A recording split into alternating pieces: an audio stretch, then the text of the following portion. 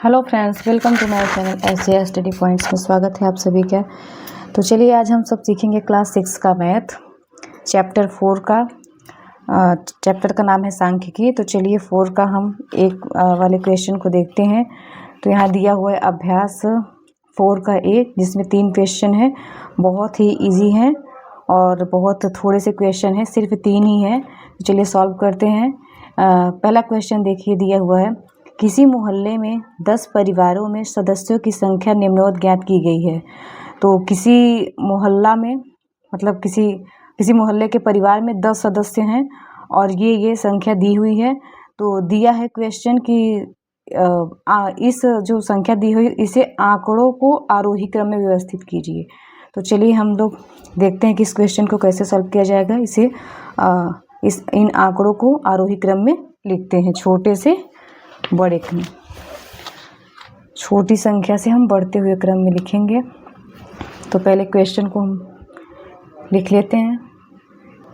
So friends, मैंने question को note कर लिया है। तो चलिए इसे सॉल्व करते हैं।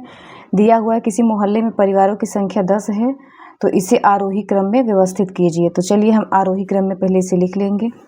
आरोही क्रम में व्यवस्थित करेंगे तो आरोही क्रम में, तो आरोही क्रम का मतलब होता है कि छोटे से बढ़ते हुए क्रम में लिखेंगे। तो पहले सबसे छोटा क्या है, तो सबसे छोटा इसमें दिया हुआ है 2।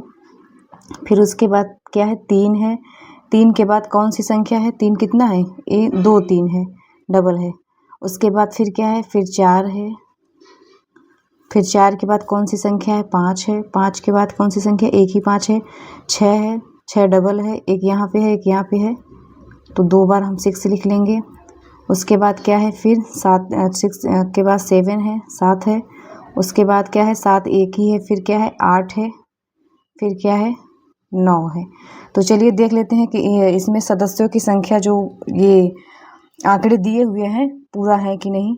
तो ये हो गया 2 4 6 8 10, इसमें है 2 4 6 8 10। हाँ, तो सही है, आरोही क्रम में हो गया। चलिए इसका दूसरा क्वेश्चन देखिए। दूसरा क्वेश्चन दिया हुआ है निम्नवत आंकड़ों को आरोही क्रम में लिखिए। तो इसे भी आरोही क्रम में लिखना है। पहले हम क्वेश्चन को नोट कर लेते हैं, फिर आप लोग को बताती हूँ कि कैसे करना है।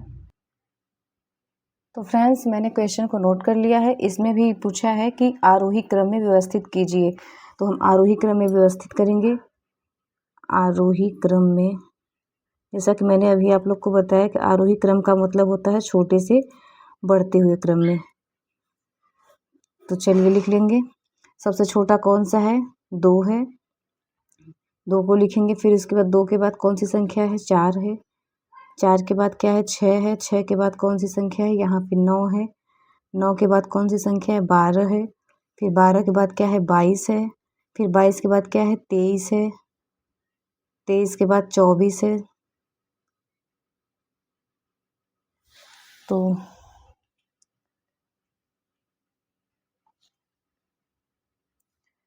24 के बाद क्या है, 25 है।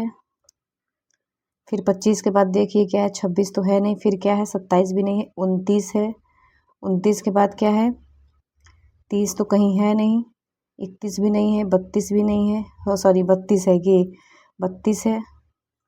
फिर उसके बाद 32 के बाद क्या है, 34 तो है नहीं, 35 तो है नहीं, 37 है। फिर 37 के बाद क्या है,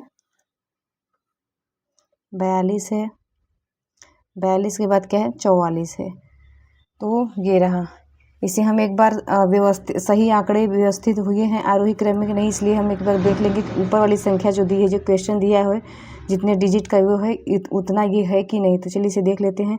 2 4 6 8 10 12 14 15, इसे देखिए कितना है, 2 4 6 8 10 12 14। एक यहाँ पे कम लग रहा है, तो देखिए यहाँ पे कौन सा क्वेश्चन छूटा हुआ है।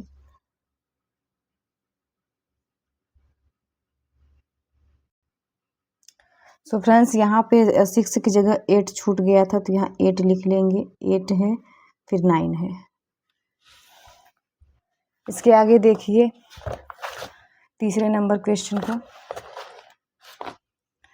तो तीसरा नंबर दिया है किसी कक्षा की 10 बालिकाओं के प्राप्तांक का प्रतिशत निम्नवत है और इसे इस आंकड़ों को क्या करना है, अवरोही क्रम में व्यवस्थित करना है। अभी तक जो दो क्वेश्चन हमने सॉल्व किया वो क्या था, आरोही क्रम में। अब ये क्वेश्चन क्या दिया हुआ है, आंकड़ों को अवरोही क्रम में व्यवस्थित करना है।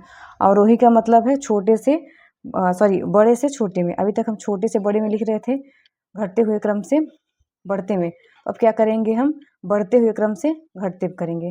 पहले हम क्या करेंगे, बड़े को लिखेंगे फिर छोटे को लिखेंगे। तो चलिए पहले क्वेश्चन को हम नोट कर लेते हैं।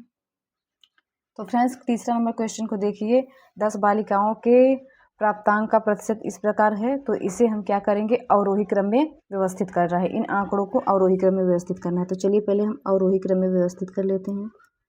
अवरोही क्रम में,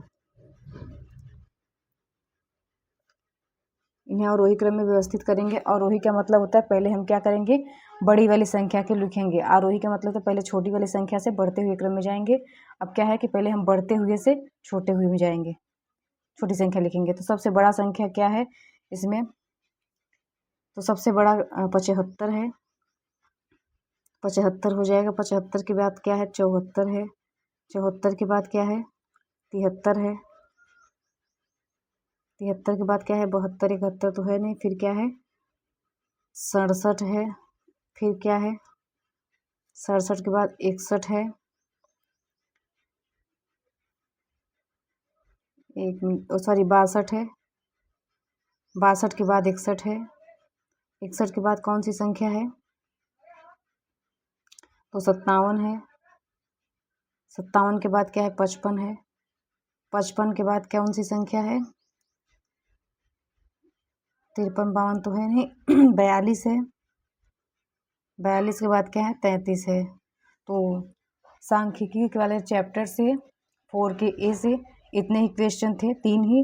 तो बहुत ही इजी है। आरोही और अवरोही क्रम में आंकड़ों को व्यवस्थित करने के लिए बोला था। तो आई होप दोस्तों आप सभी को ये वीडियो बहुत ही अच्छी लगी होगी। आप लोग क्लास 6 का मैथ यहाँ से इस वीडियो से सीख सकते हैं। और ऐसी ही और वीडियो पाने के लिए इस चैनल को सब्सक्राइब कर लेना।